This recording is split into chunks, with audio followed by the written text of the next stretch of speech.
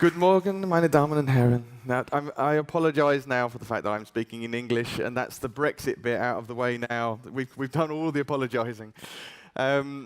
It's very hot up here, and I'm up here for about 45 minutes. I could be up here for 3 hours, all the exciting stuff I have to talk about. However, I will try and pace this so that we get as much fantastic information to you guys as possible in as little time as possible, and I will capture it in 360 briefly. I'll put this away. I get lumbered with too much kit. Here we go. Everyone look excited. that wasn't excited. Right, we've had enough of that. Let's put the kit away. So, what do? Well, the human-machine interface will be explained. But let's look at some of the stuff. Are we changing? Are we changing? Yes, we are. These are the words that I live by. Now, it doesn't always sit comfortably with everyone I work with. More often than not, it doesn't. It's something that is to strive for. It's words to think about. Every time you're asked to answer a brief, every time you're given a specific question, always think way, way, way, way beyond that. So I would rather apologise for something awesome than ask permission for something lame. Now, asking permission for something is more often than not a barrier. And it's something that we think about, the first thing that we get to. So, why would we want to get in trouble for doing something? Why would we want to have a bad conversation with a client that potentially could lose an account? This is why I'm not always allowed to talk to clients. However, when those kind of conversations happen, we invariably deliver something interesting, something impactful, something meaningful, and something that actually has an effect on an audience. So when we talk about user experience, it's all about the experience. Now, how do we deliver that? So when you think about that disruption, we've just talked about how we can do something that doesn't necessarily sit comfortably with the client or the rest of the team. It's about disrupting. Now, if you disrupt all the time, what you end up with is white noise. You have to be able to deliver something consistent. But then at those key moments when you just stop and suddenly you break with the norm, suddenly your audience understands that there is something actually worth taking notice of. But the way that we deliver that is collaboration. Now, we're not all experts in everything. Again, it's about that white noise. It's about that delivering something consistent. That is all very interesting, but if you try and do it all yourself, you're not doing the best that can be done. So as a team, that could go beyond your personal team. That could go to the other agencies, other companies, other individuals you work with, and that becomes key, that it's about collaboration. So what do? Now, I tend to wave my arms around a lot. Now, that gets to describe lots of pieces of technology, about platforms, but as a designer, it's about what we do on those platforms and how we do it. So from virtual reality to explaining artificial intelligence through machines rather than just, standing on stage and describing a bot is not necessarily that compelling to an audience. But if you take a drone on stage that uses facial recognition to follow you around and become something that we begin to understand as that artificially intelligent platform for the future, it becomes a little more interesting and engaging. And then down the bottom, now I've worked in automotive for a couple of decades now, and the really, really interesting thing is how that, we're already moving on from talking about automotive to mobility in general. So it becomes, how do you move around? How are you transported around? And in some instances, pretty stupidly. This is me sitting on a Honda wheel of some kind that was really difficult to steer, and I kept crashing into the barriers. But that's not what the photo captures. These are the visions for the future, and it's about that end-to-end. So we may still have what we term as a regular vehicle in the middle, but our extended journey beyond that could be on all sorts of different types of mobility. So let's give you a little taster of what we do at Brandwidth, and hopefully volume levels are okay for you.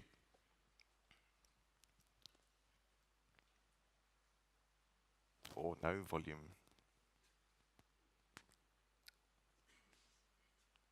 I'd like you to sing along and imagine, as part of your user experience, this is the engagement with the audience.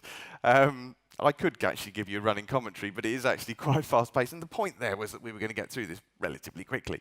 So again, there's lots of examples of automotive here. There's wearable technology extending the experience beyond the things that we're used to, and wearing and monitoring that as much as possible. Lots of virtual reality. This is almost the extent of the virtual reality that I can talk about. We're under so many NDAs these days about the things that we can and can't talk about. But it's one of the toughest things to share on stage. So I will talk in depth about VR in general later on.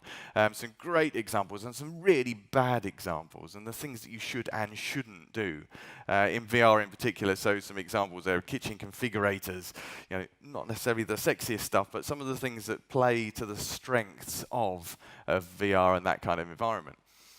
Now, the thing that didn't have any sound behind me, I will let play behind me as I talk about the next piece. There we go. So as an agency, we have worked in digital domain platforms for many, many years. We worked in apps before anyone were calling them apps, and they were on PDAs that captured data from audiences at experiential events. But what we did, and I'll show you an example in a second of how we were there on day one of iPad, ready for the launch, because this was it was really moving things forward. So as designers, we were used to working to 72 DPI for digital domains with the right plugins on the right machine. So we were always downgrading those experiences. But suddenly we looked at a platform like the iPad, and we were given something that had higher resolution than we ever had on a screen that we were, or to the audience that we could give that to. And we knew that it would work. It wasn't about, did you have the right plugin or the right processor to run that. It would just work. So suddenly we were able to unleash things like Doctor Who and things for Washington, America's president's portraits, through to the Doors, all sorts of music and entertainment and Star Wars. These, as a designer, suddenly this was an incredible playground. So we talk about taking down barriers and being able to design to an audience to let them kind of jump into a platform. Now, this was very, very much the case with the iPad. And it's funny how we've moved on and we've almost dismissed the device of the tablet in favor of the things that are in our pocket as those phones have got bigger and bigger and bigger, and that gap has closed. So all of this fabulous content is a result of knowing that we were able to knock down those barriers technically and creatively. So the really interesting thing now is about physicality and the fact that we talk about digital and we obviously refer to it on a screen space, but we tend to forget about how people use that in the real world. So we saw some examples of our Porsche Car Connect app on the Apple Watch. Again, on day one, we were there working with Porsche and Apple in Cupertino to actually plug cars into the network to make sure these things worked. So that was about bringing it into the physical domain. Then holographic projection, taking things into galleries and museums, but also taking things like the Lexus Symphony Orchestra and using an orchestra of cars to actually generate the experience of being with an orchestra simply by using their car stereos. So again, that's about an experience you only really had by walking around the physical space. So we've always been about leading the charge for what's the next big platform. And in doing so, it's not about waiting for that platform to turn up, or even rumors of those platforms. So for example, with gestural control, we weren't waiting for things like the Leap. We weren't waiting for things that gave us things like Microsoft Kinect. It was about using cameras and building our own gestural controls so that in an experiential environment, people could start to wave their arms around and interact with that. Then through to, so I say we were there on day one with the iPad, and that was a result of us second-guessing the market. So in 2009, we were there showing our iPad concept. The iPad didn't launch till 2010, but we used a piece of foam board, and we green-screened and motion-tracked content onto what we assumed would be something like an iPad. We then seeded that out through our various YouTube channels to be into the outside world where people started to talk about it. So we didn't wait for people to talk about something that we could then take notice of. We gave that audience something to talk about that then associated them with us and our content and our clients. And the same with devices and connectivity. So here was way before the Apple Watch arrived, we were looking at transferring content from phone to tablet to something on the wrist, and about how would you simply and seamlessly work with content across various devices. And then finally in the corner, looking my lightsaber battle against myself on stage using Oculus Rift to, you can't see it too well in this light, I'm actually about to kill myself. Again, not a phrase you normally use whilst on stage. But this was about showing that physical environment and how an audience could begin to understand how VR works in demonstration. Otherwise, all we're doing is, the best way to demo it is to stick a lump of plastic on someone's face. So, what are these exciting new platforms for us? Well, we were talking a lot of talk about artificial intelligence. Most of it is not the slightest bit intelligent. We're talking about algorithms. We're talking about the things that have been around for years, decades, and they respond to something, an input that you happen to give. Now, the thing that's great at the moment about Alexa, about Siri, about all of the personal assistants that, to be honest, aren't very useful again, because they'll come back with a response that often won't deliver the answer that you were looking for. However, what it's doing is it's getting an audience used to interacting with something that isn't a human. And this is something that, for all of us, we're able to build on. We're able to think about how do we build platforms that become not just useful, but actually integrated in the way that we operate as humans. So that artificial intelligence doesn't become intimidating, it becomes useful. It doesn't take away our jobs, it replaces the things that we don't want to do. So it frees us up to do other things, be more creative, be more whatever else you actually want to be. And then the hearable side of things is particularly interesting, because when you then take those assistants into somewhere that is, again, removing a screen, removing an object that you're talking to, and it's just the device that's either in your ear or connected to the thing that's in your pocket. So from the movie Her, great example of someone falling in love with their operating system. It seems far-fetched when you look at it in isolation within the film, but it's not at all. When you begin to think about how people can potentially have those conversations with their operating system. And again, Google brilliantly launching a device last week that, again, it wasn't the first, but it's for the biggest audience, is able to translate languages as they are spoken, or pretty much. It's about a second lag, but that's amazing. I could understand what all of you lot would be shouting at me when you want to get me off stage. We're doing all right. So, great platforms, really genuinely interesting. Now, another platform to think about is AR. A huge platform. So Walt Disney quote here, all our dreams can come true if we have the courage to pursue them. And then Bob Iger saying that AR, not VR, is the way of the future for Disney parks. What we create are experiences, it's talking about that physicality again, about that real environment. The interesting thing here is it's not Disney dismissing virtual reality. It's saying that that's not really the place for us in our parks because of the way people come along to be in the park. What VR does brilliantly is deliver an experience out of that environment. But yeah, when you see AR in action, so this was the keynote mode at CES in January this year, and it wowed audiences because what it did was it delivered AR without a phone, without a headset, without the things that we associate with being that future, the way that we think that AR is going to be delivered in the future. That will be on those platforms. But where it's most effective is when it is in a regular environment without those barriers of technology, and you just see something floating in midair. What they do brilliantly here is it delivers the effect with LEDs on a stick. Now that sounds very low tech, and that's exactly what it does. It's just a stick spinning around, and it's a number of LEDs lighting up in sequence to deliver something that looks like animation floating in thin air. Brilliantly done, and and you will see more and more and more of this. But then this was potentially one of the best examples. I don't know whether you've seen this, but you will now. Great example of AR and the potential for AR for the future just taking over almost everything we see. Now, this was delivered as a really extreme example. At this point, you almost don't know. There's no awareness of that physical environment around you, and you start to see through some of that content. So there's someone riding on a bus here. Everything that they normally have access to on a phone or choose to see is there in front of them. Seems really extreme. Yes, it is.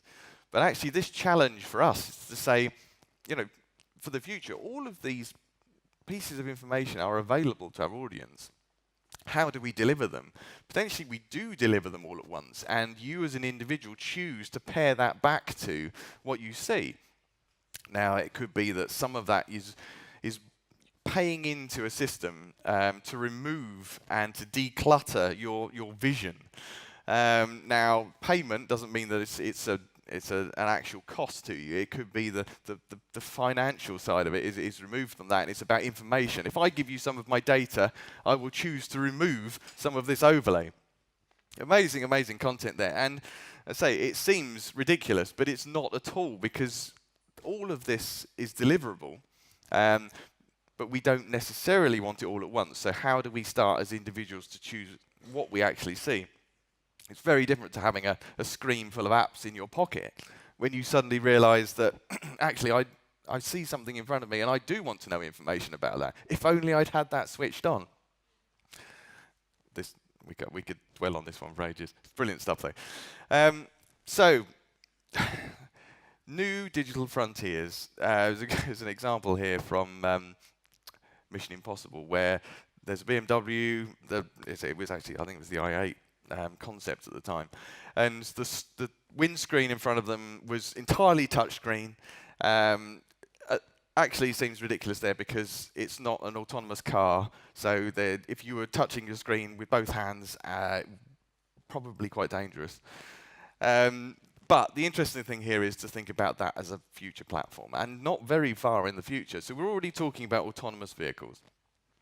And we're talking about electrification. We're talking about all of the things that deliver us the platform for the future. Because when you think about a car right now, and it's all about taking distraction away from the driver. You can't touch this. You mustn't do that. You mustn't interact with all of these things that you could do, but if you did so, you would probably crash. Now, remove the driving element from that, and suddenly you're sat in a vehicle for, from 5 minutes to 5 hours, where you need to fill that time. Now, some people will sit there and play Candy Crush for 5 hours. My wife would, I know, I'm pretty sure. Now, my kids would start licking the windows if we made them kind of tasteable. All of those things. Suddenly, everything that surrounds us can become interactive. All of that glass space, all of that dashboard, all of these things that weren't allowed to distract us, suddenly we actually want to be distracted. And how do we do it? So you need to think about how suddenly your audience is offered that huge domain, that huge space to turn it into office content. People aren't going to do Excel in the car, are they? Well, they probably are. That's a really dull thought, but actually, if you're going to try and do something on your way to work, or it becomes your mobile office, people are going to try and do Excel and Word and all of those things that we consider really quite dull, but in that environment, simply because it's there. That's dead time and dead space otherwise. Or they're simply going to sit back and watch a movie. But it's how people interact with that. So the car is going to become one of our most useful platforms as designers, as experts in how people actually interact with content. So, think about that beyond everything else that I talk about today. Please do come back to thinking about how the car has moved from a thing that just gets us from A to B to the thing that gets us from A to B and needs to have something really, really interactive and useful happening while you're doing it. So, full immersion. Now, it's so refreshing for me to be here today without all of my ridiculous kit and technology strapped to me. So even, was it last week? No, 2 weeks ago I was in Amsterdam using my XR Immersion Suit to demonstrate any number of pieces of wearable technology. So the helmet has a heads-up display built in. Now, from the outside, there's then bionic shoes. So if I was here, because this is such a small stage, I would be worried that I was leaping off and causing all sorts of trouble. But they harness kinetic energy and great examples of enhancing the human. And then down to the Tesla suit, which is a full-body haptic suit, which uses electrification rather than... So the things that we've been used to when we talk about haptics in the past is kind of gamer vests, which are just, vests that wrap around you and there's a big sound, a bass speaker on the back that just rumbles away when you've just been hit or run over or something. Whereas now this is actually stimulating the muscles, full-body stimulation for muscle electrification, which on its own, if you haven't got a VR headset on or something that's supposed to relate to what you're feeling, it's just being electrocuted, which isn't fun. Believe me, it's interesting for an audience. But if you then wear that with a VR headset, you don't just see the things around you, you feel the things, and that takes you on another level, and we'll come back to that later. So again, and shooting fireballs, but why would you not want to shoot fireballs? But this is about taking things another step. And to illustrate that, I spent 48 hours in virtual reality 3 months ago, foolishly. Now, I did the same thing. I did 24 hours a year before, and it was for T3 magazine, and they said, yeah, you're up for anything? Go on, spend a whole day in virtual reality, which I did. And because it was just, it was a number of experiences, just all pretty much sitting down, the occasional thing stood up, nothing very exciting. But the main thing that I did it for was to fall asleep and wake up in VR.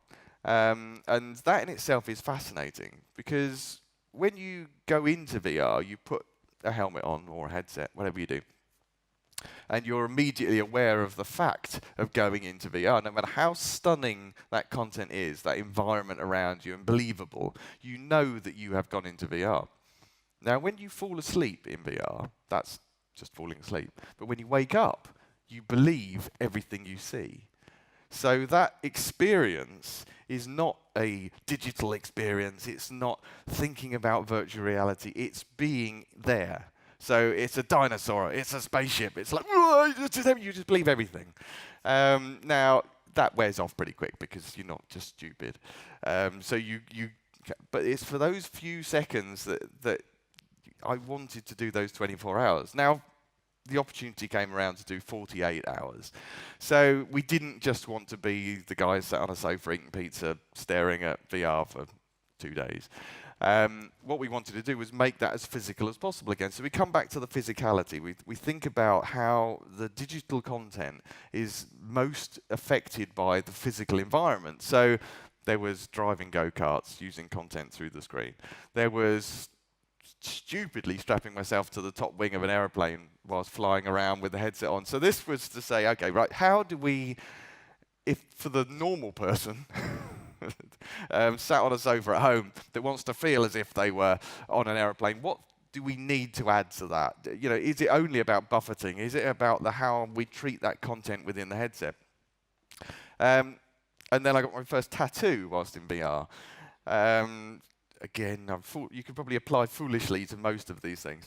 But the point there was to say, how can virtual content mitigate pain? So how do we distract the brain enough to think that it's somewhere else doing something completely different to reduce pain levels? So not just for people getting tattoos. This is for people with medical issues, for even the simplest things, for going to the dentist, for removing yourself from an environment. So my pain threshold, if I marked it, so I started with the headset up, that's 10 is your level there. Probably reduced it to kind of a 6 or a 7 with pretty intense virtual distraction. So we always talk about pushing boundaries, about pushing the limit of where you will go, and that limit should always be on Googling something. I have Googled, does VR mitigate pain? And someone says yes, brilliant. Is that the end of your research? No. For most normal people, it actually will be, because then you can ask me, does it work? And that's fine. But if you're genuinely talking to a client and they say, yeah, we need some VR, you need to be in the position to say why they need some VR, rather than just go, okay. Because, as I will show some examples, not everything should be in VR. And then finally, this was interesting because we actually did some boxing in VR. Now, we talk about the potential for kind of exercise, and of course you could put on a headset and you could run through some forests rather than in a gym. That's all great.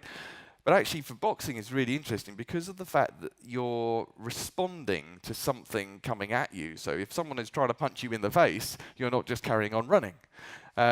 You're actually ducking and diving, bobbing and weaving, moving around. And so it's not just about the fitness, it's about the fact that you are training in what seems like an environment where the sport is happening, not just the training for the sport. And we were exhausted after 3 minutes, just one round, because you felt you were fighting for your life, because you believed everything that was happening as well. So, brand width we're not new to VR. 18 years ago was our first piece of virtual reality. Back VR 1.0, and there was been a big gap, admittedly, in between us coming back to things and having a genuine audience. But the big difference here is that there is an audience building. Now, I'm not at a VR conference, which is great. I don't like talking at VR conferences anymore because you'll find an audience full of people that either want to do some VR but don't know why, or they're already making someone think it's the best thing in the world. But to be honest, and everyone on stage will say it's amazing, and it is amazing.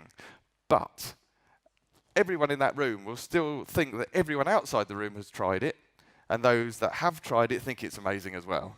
Now, they're all wrong, because there's lots of things that still shouldn't be in VR. So lots of people are trying the wrong things.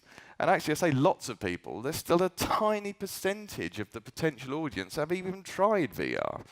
So you need to think about what should be there. And that only really comes from experience as well. So from Star Wars to putting people on planets to being in the center of music events and Doctor Who. But what I want to show you here is some brilliant, brilliant examples. Now, what I have here are actually some examples that have been kicking around for quite a while. New things turn up, but they're just good as well. Some of these are the first ones to tap into that really, really amazing potential for VR. So first up we have The Martian, and we'll let Ridley Scott talk a little bit about that. Or not, because I probably haven't got any sound. I'll pretend to be Ridley Scott. I've always wanted to be Ridley Scott. He's talking about the fact that it's amazing, obviously. That the movie lends itself to placing people on the planet, not just on the planet's surface, but interacting with the experiments that Matt Damon had to do in order to stay alive, which is all great. But the major takeaway from this is the fact that it plays to the strengths of VR, but actually not a strength. It's it's a real negative point, and it's the fact that you have to put a lump of plastic on your face. And as soon as you do that, that's uncomfortable, it's claustrophobic if you feel like that. But actually, what they did was they visualized the inside of the helmet. And it wasn't just the view outside from beyond it, it was showing the edges of the helmet. And it felt as if that really played beautifully on the fact that you had this lump of plastic on your face. So again, that user experience wasn't just about the fact that you were doing something and it felt like you were there. It felt like you were really there because the physical discomfort was part of that experience. So, great stuff there. Great stuff from the team at Third Floor. Now, the Sulong queue is something, so I talk a lot about technology that either will never appear or is crap, more so than the really good stuff, because I get more bad technology thrust at me than I do good stuff. Now, the Sulong queue is one of those that's really, really good but will probably never appear. And it's a VR headset that uses twin stereoscopic cameras that delivers you. Now, I have a pet hate, and it's the term mixed reality, because you have AR, you have VR. You don't have something in the middle that is mixed reality. You still have AR and VR. Anyway, we could talk about that all day, and I haven't got all day. But the Sulong Q is brilliant because what it does is the twin cameras, basically you put the VR headset on, and everything you look at appears as if it was in the room. Now, this video, I'll talk over it now anyway. This video is a great example of using what people refer to as mixed reality to its real strengths here. And so it's a Jack and the Beanstalk example. So the headset scans your room, knows exactly where everything is. So it's scanned and sampled your floor, and this beanstalk grows out of your floor, bursts through your ceiling, not a ceiling. So even if it's like ceiling tiles and things, it's sampled them, they've all fallen down. And it's entirely wireless. You walk up to the beanstalk and you look down at the pipes and wires, pretend pipe and wires, in your floor, look up through the ceiling all the way up this beanstalk. So, you feel as if the virtual content is in your room. So this is at the moment is full AR. And then where the magic really happens is because you've sampled your room, it knows exactly where everything is. The thing that leans in over the top is the giant. So we're talking Jack and the Beanstalk here. So you're wandering up to the beanstalk, you're looking up, and here's the giant pulling up the beanstalk. Now, because it's sampled the room, it's able to hold and freeze that frame, and then the giant leans through your ceiling. There we go, on cue. Grabs you and pulls you up through your ceiling. Because it's sampled that room, it then moves the room, in your field of vision, moves the room down. So you feel as if you've been pulled up through the ceiling into full virtual reality. Now that is stunning. And what it does is it gives you the best of AR because it doesn't have all of the horrendous problems where the thing that you were looking at is suddenly cut off and ruin the experience when it's over here. Everywhere you look is exactly as it should be. And then when you go into full VR, that plays on that environment. Brilliant, brilliant stuff. And really, even though the fact that the piece of hardware will probably never appear, it's where Microsoft and everybody else is talking about potential. And the virtual reality headset manufacturers are talking about just in one environment. It's where they should be looking, not what they're currently delivering. Right, I'll move things on. So this example here, Lockheed Martin produced a really amazing physical environment. Now this is something we would never refer to as virtual reality 5-10 years ago. We would just say it was an amazing experiential happening. So what they produced was this bus, and all of the windows were produced specially for this, and they're actually screens, and they're not screens until they're switched over, so full photochromatic. And what happens is that the screens are, they're just regular windows, while the kids are driving up to what appears to be a tunnel, and they go through the tunnel, and the screens are switched. And as they emerge from the other side, they are driving on Mars. So as the bus then turns, everything they see out the windows turns as it should do, as if they were looking out across the surface of Mars. And the fantastic thing here is, we talk a lot about virtual reality delivering an experience, particularly for education, for schools. So it's top of Mount Everest, it's the bottom of the deepest ocean. A lot of these experiences are talked about as if, these are amazing things that other people have done, but it's not really sold as something that you can achieve. It's just about the fact they're things that without virtual reality, you would never have seen. Now, the great thing that comes out of this is that every single one of those kids comes off that bus and says, I want to go to Mars. They don't say, oh, that was amazing, if only we could go to Mars. They were genuinely empowered to feel as if having that experience was as if they wanted to repeat it themselves. Not as if they had seen someone else do something. They felt they'd already been there and done that, and they wanted to really achieve something. So, that's the real power of VR. And then finally on these examples, we got the void. So in Utah, the void is an incredible experience. So these guys basically built a physical environment that you walk around, and everything that you see, you can touch. So all the walls, you walk past flaming torches and you feel the heat. That's all fantastic. And the first thing you do when you go in there is you touch everything. I'm here, it's amazing, I touch all that. But you don't do that in real life. In the real, so you very quickly stop doing all that because that's not real life. And then as soon as you bump into something, just your elbow knocks a wall, you think, I'm here. And that's completely grounding. And again, this is a great example of pace. So if you continually, in a virtual environment, offer everyone everything and it's full on and it's too much, your brain just adjusts and either doesn't believe it's real because it's clearly overkill, or it just becomes white noise and you're almost bored and blank it out. So it's about those light touches to suddenly break and disrupt the way that someone is experiencing something. And now, fortunately, the void of now it's made this a commercial product. So the Ghostbusters in New York at Madame Tussauds is a phenomenal experience. You are in the film. Everything you see, you touch. You come and shoot Mr. Stay Puft, and it works brilliantly with the guns because you've kind of got the backpack. And they're now delivering that for Star Wars and Disney. Again, why would you not want to step in that? Although I hasten to add, I was having that lightsaber battle in 2014, so it's not as if we're behind and following anyone else here. I don't like to end on a bad note, so we won't. We'll bring things back up again, but this is really bad VR. So Kellogg's offered for their cereal Ancient Legends. I've never seen it on the shelves of my supermarket. Amazing new cereal, I don't know, handmade by Cleopatra. But the experience was meant to be as if you were sat at the breakfast table with Cleopatra.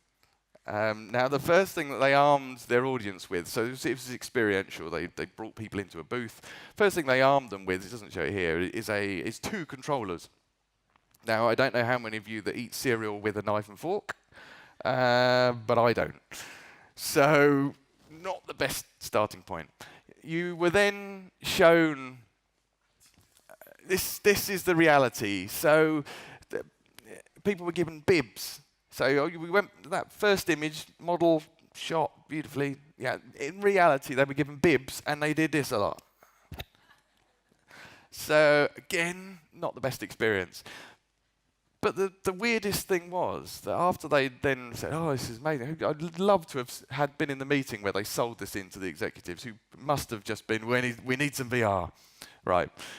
They then put this on Facebook as a 360 movie with a floating spoon, because you weren't in it. So they just, again, yeah, it's fine, we got 1.1 million views. Right, tick, move on, VR works. So that's the problem. So again, eyeballs on content doesn't mean it's quality content, doesn't mean it's a positive feedback, doesn't mean it's a good experience, and it certainly doesn't mean that people will come back again. And that's one of the problems with VR at the moment. If you give someone a bad experience, it's too easy to walk away, because at the moment it still requires a lot of effort to put a headset on, to put a phone in it, to download something, to whatever else. There are too many steps for an audience that hasn't experienced it at all to get them to it. And then, of course, we talk about, I'm still on the negative at the moment. There are a lot of phrases kicking around with VR about, of course, mixed reality, extended reality, hyper reality, true VR, cyber immersion. I made that one up. So there's a lot of, for an audience, there's a lot of stuff kicking around that pretty much means the same thing. Which is an issue, because when we talk about, in the press, we've got most popular VR games, Pokemon Go, not true VR, but this augmented reality sensation is over 20 million. It's not VR at all. So, most popular VR games, it's not VR game. And even then it says, yeah, not true VR, not VR at all. And then it says, yeah, augmented reality. And so, to an audience that doesn't really know what AR or VR is, how confusing is that? And you then, so say Microsoft are using the term mixed reality. So again, I'm not against the term mixed reality as a concept has been around for decades, of course. But to use it as the term instead of AR, if it was the new name of AR, that would be great. That's a good consumer-friendly term. But they're saying, no, it's better than AR. Oh, it's not, it's AR. Because Magic Leap are using it as well. However, Apple and Facebook both call mixed reality augmented reality, so let's confuse everyone again. And then we have people like Upload saying, of course, live from the Upload mixed reality studio, someone doing VR. Oh, that's even more confusing, because that's not even the AR that they're trying to call MR. That's just VR. So we do face problems, and it's not just bad content, it's bad language and use of the wrong terms and too many terms. So we're facing a lot of issues there. And AR isn't new. It's been around for a long time. So we've got an amazing IKEA app at the moment, but we already had a IKEA AR app and a VR app. So VR is not the future of film. It's not the future of gaming. This is this is something that's talked about a lot when everyone has a very positive focus. So we come back to those conferences where everyone goes, this is amazing, this is the future. We've been here before. It is a future. You know, and it needs to work. So AR, VR, all of these other platforms need to work with a printed book. You know, the printed book was not replaced by other things. Theatre, TV, film were not replaced by other things. You know, this is just added to the richness of that, you know, potential platforms for us. And to give you a point where it kind of should have worked, one project that we did at Brandwidth was the Numinous Place.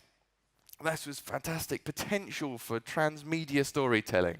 So we worked with Mark Stauffer, who was former head of Universal Studios in LA, became a screenwriter, then decided he wanted to write his first novel, and said, this is amazing, I want this to be an interactive novel. So he wanted all 600 of his pages to be interactive. No. If all 600 were interactive, one is your audience would probably have some kind of breakdown, and two, no one would ever be able to afford it, because either you wouldn't be able to fund it, or it would cost so much that you'd have to pass that on to people that then weren't willing to pay it. But anyway, we managed to have a sensible adult conversation and break it down to what should be in there. So this was amazing. Pre-launch, we had Russell Crowe as an investor. You know, what could possibly go wrong? This was the visual appeal of it, and the visual appeal was down to how we didn't disrupt the reading experience. Everything that was delivered to an audience was delivered in line, wasn't dropped over the top to confuse an audience and take them away from the narrative. You know, content changed in the text depending on how you'd interacted with something. But it, you know, again, what could possibly go wrong? Visually, so appealing. And then here's the ad for it. So, you know, oh, of course there's no sound. Oh, I'll have to put all the sound in. It's the big hit of the year. It's going to be the most amazing interactive book everywhere. And, you know, no one's done anything better than this. Most anticipated book of the year. I've got a really beaten up face. So again, this was a video within the book of someone that had actually sent a video message to someone. Again, this didn't pop up. This was part of the narrative. All the content within it worked seamlessly with the way that you were reading. Took a psychological profile whilst you could see your face reflected in the mirror behind it, because it was in some kind of psych ward. Actual graphic novel was in it. All of this, again, worked brilliantly until you realised that the audience just wanted to read books or watch a film or play a game. What they didn't want to do was all of those things combined in one thing. Now, that's kind of a lesson for us to say, don't just throw everything at it. Make the right things in the right places. Make them work. It doesn't mean you don't do all of them, but they place them then, those right pieces of experiences in the right places, so that your audience has something they expect. Always kind of give them something they don't expect as well. But that's an added bonus rather than irritating them. Might be running over a little, but we're nearly there because I have to catch a train and a plane. Right, so for VR in particular, you are not alone. So always think about how are you going to push someone to some content? Once they've got that amazing experience under their belt, then where do they go? You know, where do they go to tell the outside world about it, to stay engaged with the brand, to want to come back again for more afterwards? So it's not just an isolated experience. And then think about familiarity, because as for user experience, it's never more important when we have all of this amazing potential at our fingertips and these incredible environments. You know, boundaries are broken down here. Well, we could offer people everything, but they need to be brought into this environment in a way that, one, they feel comfortable with, so that's through familiarity, but two, you then are able to begin to layer content on there. So as people become more experienced, they then want more. They want to engage more, but you're able to deliver that at a certain pace. And then, you know, nowhere is there a better example of that than when Apple's Newton failed when it was first launched, because people didn't know how to use it or where it fitted in with whatever it was they were doing. And then when the iPad turned up, people just got it because it was a big one of these. There was nothing else to learn. But VR is not one of those environments, so we have to ease people in. And then how do you do that? So do you sit back or do you lean in? So is that fully interactive? Is that interacting with all the things that you see around you and giving people that opportunity? Or is it just a journey? You know, more often than not, VR works so well when you're just taking someone on a journey. And that, you know, that's a decision you have to make. And again, that doesn't mean it stays one or the other. You can begin to add that, or the user can choose which way they do that.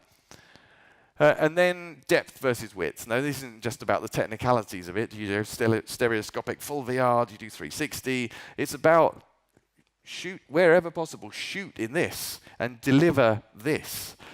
Because this is about, you know, think big, think about the most immersive, incredible experience someone can have, but then send it to the biggest audience.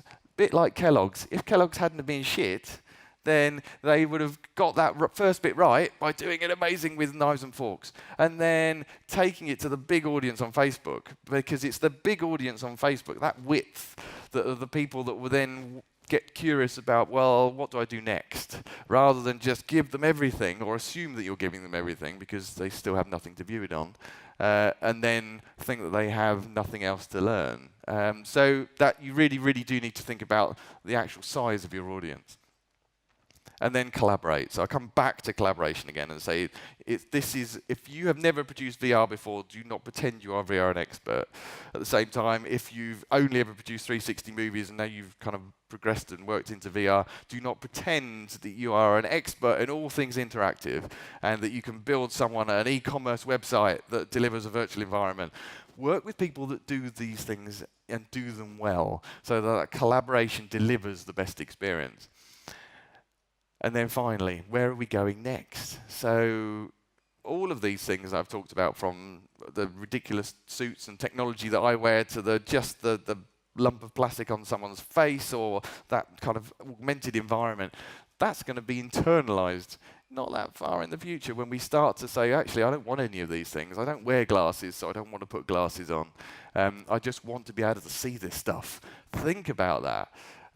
You know, it's not a bad thing to be thinking about that without the devices, because it's easy to take those steps backwards and then place it on the platforms as they exist now. And then the final takeaway for you guys, I want you to think about the fact that VR in particular is something that delivers the best way of retaining information. So whether that's for training and education, or however we want someone to stay engaged with a brand or an environment or an experience, you know, we retain 10% of what we read. So no matter however that version of reading or whatever device that's on. 20% of what we hear, 30% of what we see.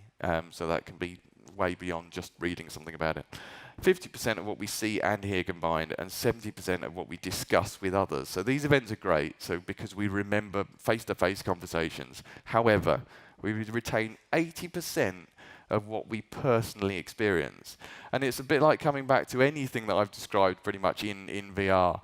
You feel as if you were there. So the fact that you remember, you know, 80% of that content is because you felt it was your personal experience, not something you saw on a screen or was detached by several layers. You were there. Thank you.